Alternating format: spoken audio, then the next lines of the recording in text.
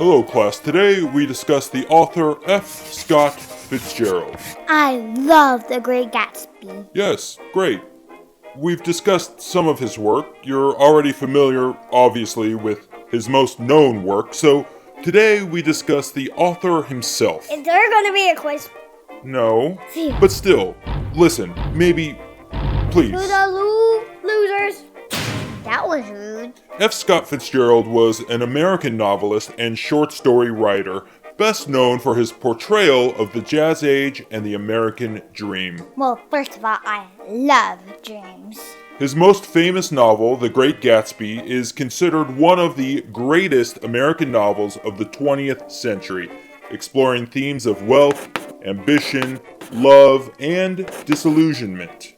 Born in St. Paul, Minnesota, Fitzgerald showed early literary talent while attending Princeton University. However, he dropped out to join the Army during World War I, though... Excuse me? I keep hearing people say one. World War I. Is there going to be a second one? Oh, hey. Welcome, author F. Scott Fitzgerald. So glad to have you here. But hey, listen, I'm kind of in the middle of something. Maybe just hang on to those questions regarding global conflict for now, and I can answer them later. Well, I'd love to get some answers. As I was saying, the war ended before Fitzgerald saw combat. His early success came later with This Side of Paradise, published in 1920, capturing aspirations and struggles of young Americans at the start of the Roaring Twenties. He became famous overnight as a result of this novel and soon married Zelda Sayre and embraced a glamorous lifestyle. You know, people say overnight success as if it didn't take years of work leading up to that. Fair point. Why was your wife named Zelda? Great question. I don't know. Don't listen to him, kids. I've certainly explained a dozen times I was named after a character in a novel. Ah, fiddlesticks. Which novel, I do not know. I don't really read much. Continuing on, after Fitzgerald's breakout success with This Side of Paradise, he went on to publish The Beautiful and Damned in 1922, which explores themes of wealth, decadence, and personal failure. Seems to have an obsession with wealth. I write what I know. Indeed he does. You mentioned a theme of personal failure, didn't you? Speaks for itself. Ouch. Caddy. Fitzgerald went on to write The Great Gatsby, published only 3 years later. I love Gatsby. Yes, The Great Gatsby is what some have described as a critique of the American dream. Yes, indeed. Gatsby tells the tragic story of a self-made millionaire in his pursuit of an unattainable love. Something we can all relate to, right? It's not just me. Set against the backdrop of 1920s excess and moral decay. Why is everyone focused so much on the good morals and stuff? Never let a good moral get in the way of a great time. That's what I always say. Although Fitzgerald's first 3 novels were published within only a few short years of each other, it would take another 9 years for his 4th and final completed novel to be published. Why did it take so long? What were you doing? Living life. Also, managing struggles on the home front, one might say. Psst. But hey, listen.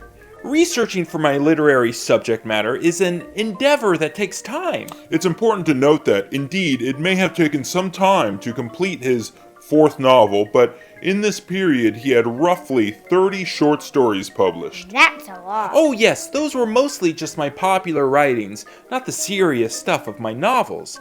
However, there are some gems. Like Babylon Revisited. Aha! I knew you were gonna call that one out. It's actually the short story writing that would financially sustain Scott and Zelda's lifestyle while he worked on his next great novel. Yes, thank you. Exactly. Which was, as discussed in a prior lecture, Tender is the Night, published in 1934. A semi-autobiographical novel about a psychiatrist's fall from grace, mirroring Fitzgerald's own struggles in that time period. Must we frame them as struggles? Aside from these 4 major novels, throughout his career, Fitzgerald was prolific in his short story writing, publishing 164 throughout his lifetime. Dang! Only about 5 of them are any good, if you ask me. But I don't really read. Indeed, the quality does ebb and flow. There are many that are artistically rich, but indeed, some were a bit rushed on account of significant household expenses. Psst, I bet. Some of Fitzgerald's short stories may have been rather simple, but many continued his exploration of youth, wealth, love, ambition, disillusionment, and, of course, the Jazz Age. There were many magazines and periodicals offering me sizable money for even the shortest works. There were 4 collections of his short stories published during his lifetime, the most well-known being the first 2, Flappers and Philosophers, and Tales of the Jazz Age. That's 8 books in total. Not too bad. Despite Fitzgerald's literary success, he struggled with financial instability, alcoholism, and Zelda's deteriorating mental health. Sure, you gotta bring that up, don't you? The Great Depression and changing literary tastes led to a decline in his popularity. By the late 1930s, he was working as a Hollywood screenwriter, but never regained his former glory. If I could have just had a bit more time, my comeback novel was really gonna be something, I swear. The Last Tycoon, yes, a formidable effort. But alas, Fitzgerald died of a heart attack in 1940 at the age of 44. Dang, that's your age. Fitzgerald in the end believed himself to be a failure. However, The Great Gatsby was rediscovered in the 1950s and is now regarded as a masterpiece of American literature.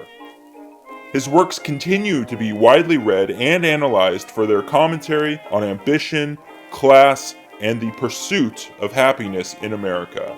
Aha! The real fame and fortune came late, but it came nonetheless, finally proving to Zelda I was worth something after all. Well, unfortunately, Zelda died in 1948, also believing you to be a failure. Ain't that the truth? Ow.